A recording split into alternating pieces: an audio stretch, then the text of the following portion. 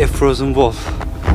If you don't move, you freeze. Imagine a village where temperatures drop as low as minus 71.2 degrees Celsius. Here, spending just a few extra minutes outside can lead to frostbite, the loss of a limb, or even end of life. Is it frostbite? Oh, yeah. After staying outside for just over 15 minutes, my nose turned white. Ice crystals began forming inside the cells, and the tissue started to die. If I had stayed out 5 minutes longer, my nose would have suffered permanent tissue damage. When people breathed outdoors, it would sound like dry grass rustling behind them. That was the sound of warm breath turning into tiny ice crystals. I'm in the coldest inhabited place on Earth, at the coldest time of the year. This is Oymyakon. Just to stay alive, I'm wearing more than 20 layers of clothing, weighing nearly 14 kilos. Stepping outside from a warm 30 degrees Celsius home means facing a temperature drop of over 100 degrees. That's why I'm also wearing gloves, boots, pants, and a coat, all made from reindeer fur. And even that's not enough. And now, I'm about to show you what life is like when simply going outside becomes a battle for survival. Within seconds outside, ice crystals start forming on the eyelashes and the skin starts to sting. The village feels like it's been abandoned. The cold burned my finger. The cold doesn't just affect people and wild animals. It stops everything from functioning. Phones don't work properly and often shut down. Cars left outside freeze in just a few hours. Since the ground is always frozen, no fruits or vegetables can grow here. We boarded a plane in Moscow, flying east for 7 hours to Yakutsk. From there, we covered an 18-hour, 900-kilometer road trip. It's 2 a.m. and we finally arrived at the coldest village in the world. The thermometer reads minus 60.5 degrees Celsius. When we stepped out of the car, it felt like we were on another planet. The hairs in our nose were frozen, and we felt them prick with every breath. The dry air makes us cough uncontrollably. Oymyakon is home to around 800 people, spread across 1.5 square kilometers. Seeing anyone else outside is almost impossible, as if time itself has frozen in this place. It's really cold. We are walking for about 15 minutes. As you see, my friend's eyelashes are full of ice. You can see another ice droplet on his upper lip. Oymyakon, our land surrounded by mountains. It gets brutally cold here. The temperature drops to minus 63 degrees Celsius or even minus 64 degrees Celsius. Because Oymyakon is located in a basin, there's hardly any wind. The cold just settles in and stays. In this region, the ground stays frozen all year round. This layer of frozen earth is called permafrost, and it can reach hundreds of meters deep. To survive the cold, the villagers built a central heating system. A single coal-powered boiler sends heat to most homes through pipes. The system must run non-stop. Even a short failure puts everyone at risk. The interiors of the houses differ from traditional village homes. Heating pipes connected to the central boiler run through the rooms to keep the houses warm. To build on the frozen ground, thick wooden beams are first laid down to create a flat base. Then, the main logs go on top. A 30-centimeter thick subfloor is added, followed by insulation, and finally, the finishing floor. Each wall is made of 7-layered materials. There's wood on the outside, then basalt wool as the main insulation barrier, then plaster, mesh, foam insulation, another layer of plaster, and finally, a wooden panel inside. The windows are triple glazed, forming a vital barrier against the bone-chilling temperatures, and the attic is insulated with sawdust and soil. Combined with a stove or heating system, this setup keeps the residents warm. In nearly every building, the entrance room is intentionally left unheated.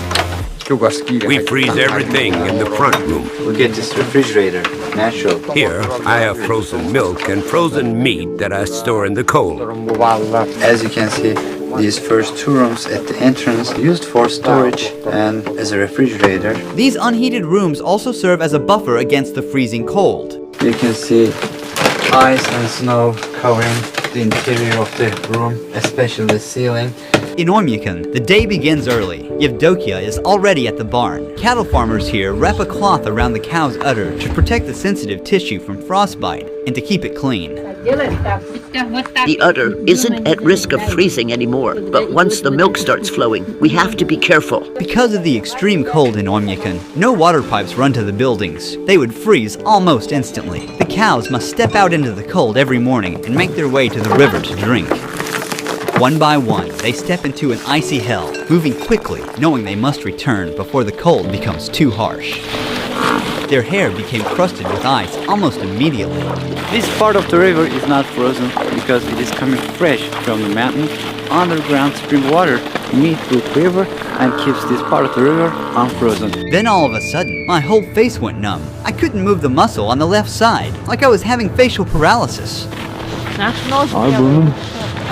When my nose started freezing, Yevdokia noticed right away. Is it frostbite? Yeah.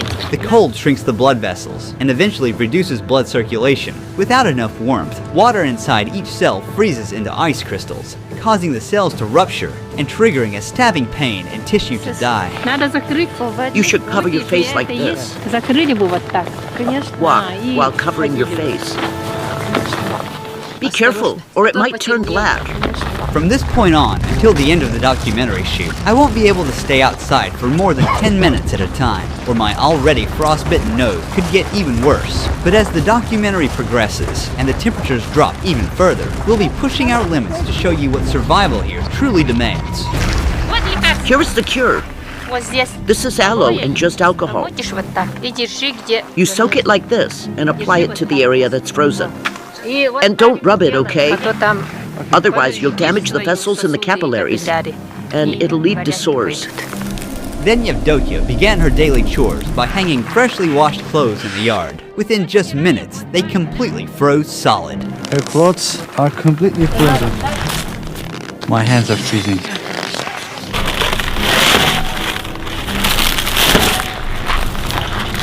After that, she headed into the barn to milk the cows.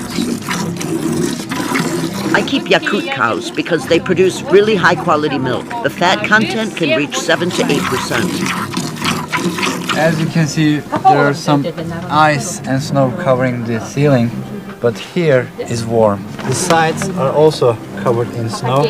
You can see some droplets from the ceiling. It is because of the humidity. The air is thick with the smell of hay, warm milk, and livestock. Now we are going to meet a horse master. We're about to see the wild Yakutian horses in their natural habitat. Mikhail, Ruhi. here are the Yakut horses. The conditions here are so harsh that only they have been able to adapt. What is the temperature today? It's somewhere around minus 50 degrees Celsius here. It's also hard to be outside for a long time. We have a system of fences in the open area. They mostly graze freely. These Yakutian horses don't need heated shelters, as they can endure minus 70 degrees Celsius outdoors day and night. Unlike regular horses, they are short. This also helps them to stay outside during winters, because short body means it can radiate heat to a smaller area. Their body looks very puffy, very rich in fat and round. This is because of